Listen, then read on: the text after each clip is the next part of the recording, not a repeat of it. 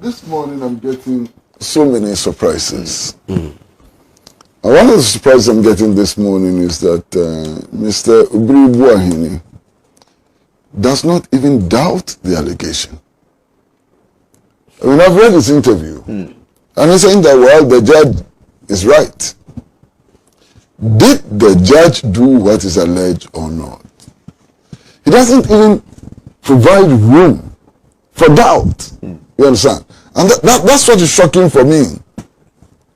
Because under normal circumstances, I expect that people in his position would have said that, well, there's an allegation, and that this allegation has not been proven. We haven't seen the evidence and so on, and therefore, if we see the evidence, then we can make up our minds and so on. He goes ahead straight away and says, the judge committed no offense.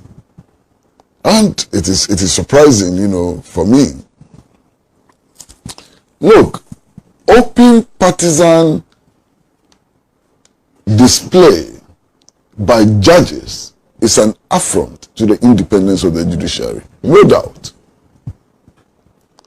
And it gets worse when those alleged to be involved in it, or the person alleged to be involved in it, is described by the person making the allegation as a very, very, very senior Supreme Court judge. Mark the words. Very is used 3 times. Very, very, very senior Supreme Court judge. And that immediately rules out a number of people. I mean, it rules out Henrietta Mensah Bonsu. It rules out, you know, Gabriel Prama and so on. Because this is a very, very, very senior Supreme Court judge. It limits. You understand? It limits the scope. But let us say that the very, very, very was used inadvertently, and that it may not reflect the situation. Whatever it is, a Supreme Court judge is alleged to be involved, and that raises serious questions. One of the most fundamental questions it raises has to do with the independence of the judiciary in an era where we have accepted the principle of separation of powers. Because this clearly amounts to a blatant, direct interference in the work of the legislature. And that's an affront to the principle of separation of powers. You understand?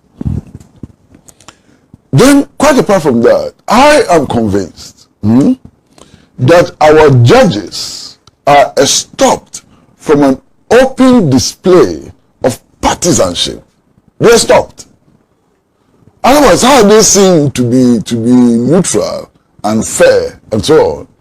If judges can attend political rallies, can wear political colors and so on, how can they adjudicate? One of the things that I want to see is that this matter ought to be investigated before the determination of the presidential election petition. Because it will have consequences for the presidential election petition before the Supreme Court. What if it's eventually established that somebody who has been empaneled to hear the petition is the person who did this? That's a big problem. So, as a matter of fact, we should treat this matter with urgency. Determine this quickly. If Honorable Muntaka says he has the evidence, he has made to provide the evidence as quickly as possible for this matter to be resolved before we get into the election petition. And I believe that, you know, very, very strongly, you know, that we need to do that. Now, apart from all the issues I've raised, there's also the issue of bribery. You understand? And even if we come to the conclusion that judges are free to wear MPP colors or CPP colors and so on to sit in open court, even if we come to that conclusion, how would that justify the issue of bribery and so on? So this is an important matter. I'm exceedingly happy that the Chief Justice has sought it fit to follow the matter to its logical and judicial conclusion. You understand? I'm happy about that, and I do hope that in the final analysis, the facts will be laid bare, and all of us can come to some very fair conclusions about what actually happened and what may not have happened. We are told, for example, that the inducement was made by telephone call. Now, if the inducement was made by telephone call, the records will be there. The records will not be wiped. The point is whether or not the mobile telephone company or the telephone company can be compelled to make those records available. And I believe that that would also lie in the bosom, ultimately lie in the bosom of the judiciary, which can order that those records are made available.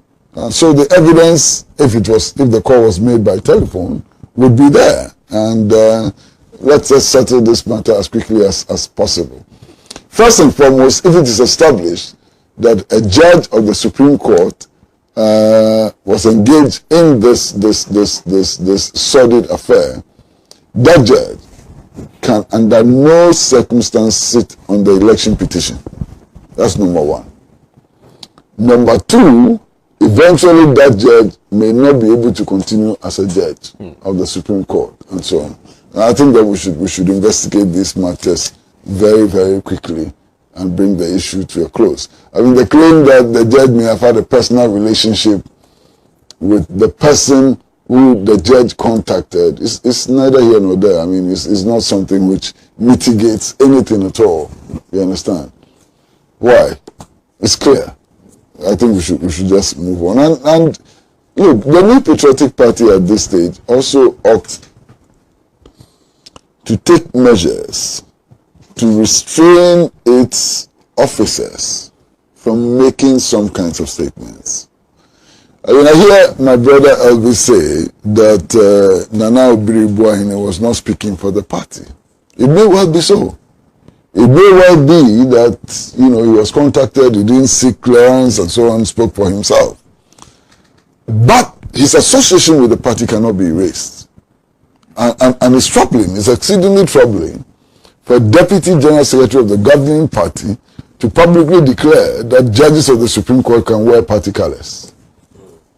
You understand? It's problematic, And maybe not just the New Patriotic Party, all the political parties ought to be able to restrain their officers from shooting from the hip. All right, thank you so much, Mr. Pratt. Let me take a few of our messages. This one says, Pan-African TV, good morning. Andre Siama Mwako had all the opportunity in the world to provide the balance in Ghana's hung parliament. As independent MP, the honorable man could have been the tiebreaker in very crucial decisions. How is it that the nobleman appears not sure of this unique position divinely bestowed on him, having regard to the circumstances surrounding his election? The choice is his exclusive right. Osofo in Kumasi sent in that one. This is a brilliant point. Brilliant point made by the viewer. Yeah. Look, in today's parliament, if the independent member of parliament conducts himself properly and sensibly, he becomes the most powerful person in parliament. He appears to be throwing that power away. You understand? The most important person in parliament, bestowed with so much power and authority, and he's throwing it away. He can't see it. Yeah, he can see it. If I voted for him, I'll be very sad. He can see it. He can see it. What does he want in parliament that he cannot get today? And yet, but the reverse of your statement can also be the case, that what can he get in parliament that he doesn't want? What about that? We can interrogate it from that perspective. Yeah. So let's move on.